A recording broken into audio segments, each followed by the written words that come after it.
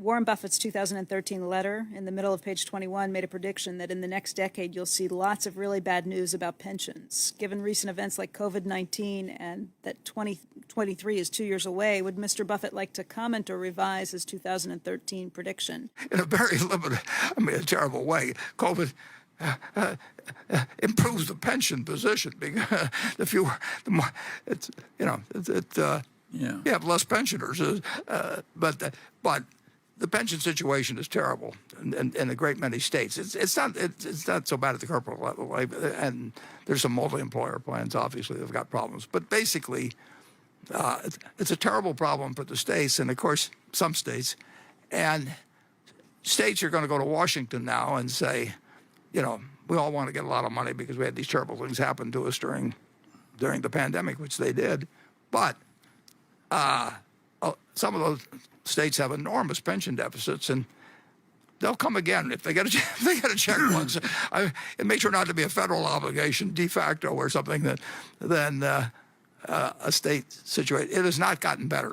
It has not gotten better at all, and obviously, and to a certain extent, the pension managers get more and more desperate as interest rates go down. So they'll listen to almost anybody that promises them. They've always had that tendency anyway, but they'll listen to people that promise them that they're going to, one way or another, solve their problem for them, and that isn't going to work. So it's a big, big, big problem. And of course, the real problem is, let's just take a hypothetical state that has a huge pension deficit and maybe even has a cost of living factor in it, which is going to really be a killer. And you can move if you're an individual.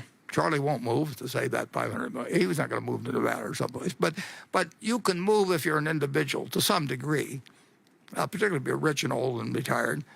And you can actually take away an asset from that kind of environment and give it to another state that doesn't really need it as much. So you'll get adverse selection over time. But if you're a company and you put a plant there, you can't move the plant in 5 or 10 or 20 years. So as the taxable base of individuals falls down, simply because people select out of being a part of the population, you can't select out very well as a corporation. So you have to be very careful and think a long time before you go into some state with a huge pension deficit and a declining population, because you're going to be the last man left, and the pensions won't go away. And I don't think, anybody with a short-term outlook doesn't worry about that. Just get me past the next election, and I'm all right on that one. But we don't want to be.